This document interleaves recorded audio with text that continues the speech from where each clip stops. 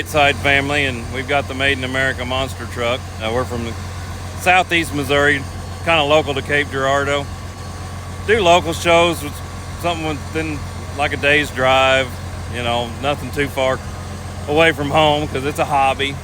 We just spend a lot of time just taking it to shows so we can share it with people. When I was younger, it was old school monster trucks was the thing, and those guys that are my age now, they can kind of look at the truck and say, yeah, I remember those days. And the younger kids nowadays, they can look and see the trucks that they see on TV, they're doing the backflips and stuff, they can kind of see where that evolved from.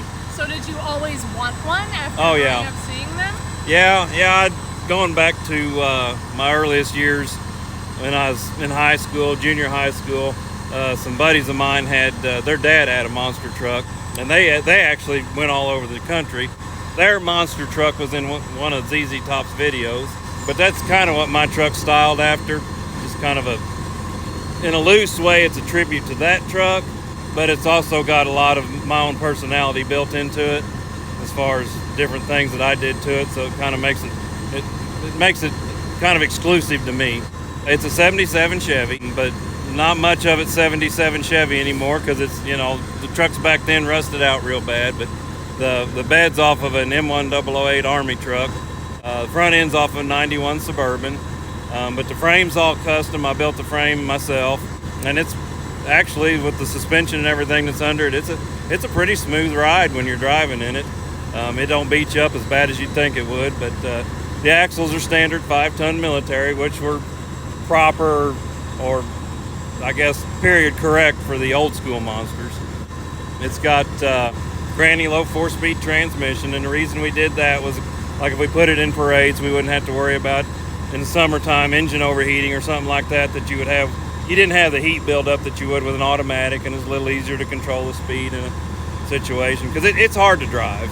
In the actual driver's seat, it doesn't drive any different than a normal square body Chevy. The problem you have is because it's so tall and you sit kind of low in the cab, you have a very bad blind spot over the hood. So to put it in a parade or have it around company or traffic or people where you're going to be interacting with pedestrians. Yeah, right. So the issue, I have a rule. It takes 2 people to move the truck. You have the driver, and you either have another person in the passenger seat where they can see down the right side of the truck, or you have someone on the ground who can see all the way around it, because it does have a real bad blind spot. But if you're by yourself out in a hayfield or something like that, it's not an issue. But getting back to the specifications, the engine's a 454 big block Chevy. It's a factory steel block Chevrolet engine.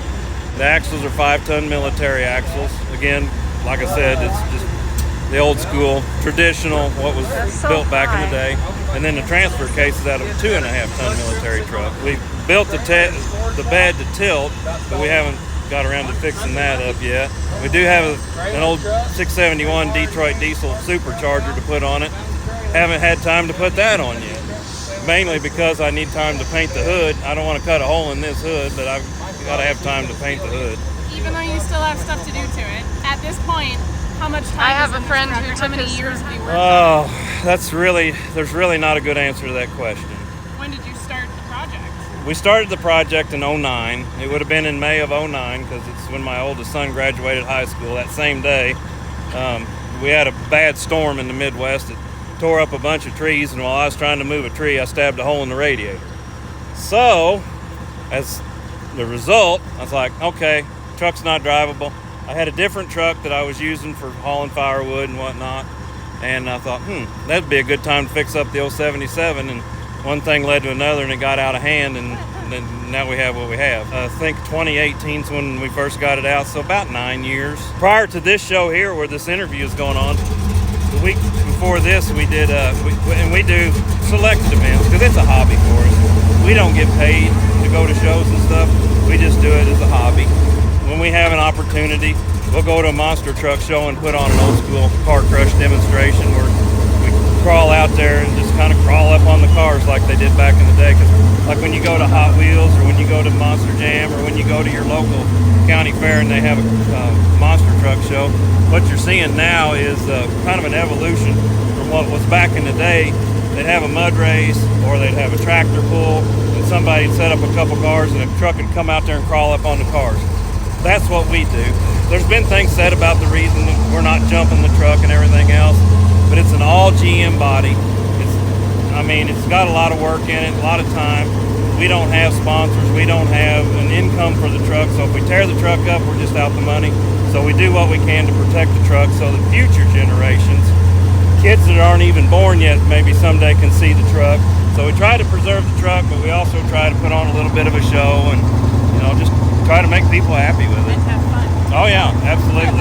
That's what it's all about, This weekend's a prime example. This is all out of my pocket, and we do it as a hobby, and that's what we do. We don't go to the lake. Some people golf. This is what we do. It's weird, I know, but it sounds like I'm tooting my own horn here. But we did have a little die-cast toy made that Greenlight had made. We worked out a deal with them to have it memorialized in a die-cast model, and they were sold, and you can buy them on the internet, and you can buy them at Hobby Lobby. So in that respect, that's kind of cool because back in the day, that's one way they raised money with their trucks. We don't make any money off of it. It was just done more just because to say we had it made. But that kind of ties us, gives us a connection to the old school monster trucks from back in the 80s, because a lot of times that's how they made their money, was selling memorabilia at the shows. Are you a trucker by trade? Oh yeah. I got this old Century Freightliner. It's an old JB Hunt truck that we use it to haul the monster truck around. But my 9 to 5, my Monday through Friday is a 379 Peterbilt. When I was about 5 years old, I seen the TV show Moving On. I just got bit by the trucking bug, and I just haven't been able to get away from it. So if it's got an engine and tires, I'm interested in it.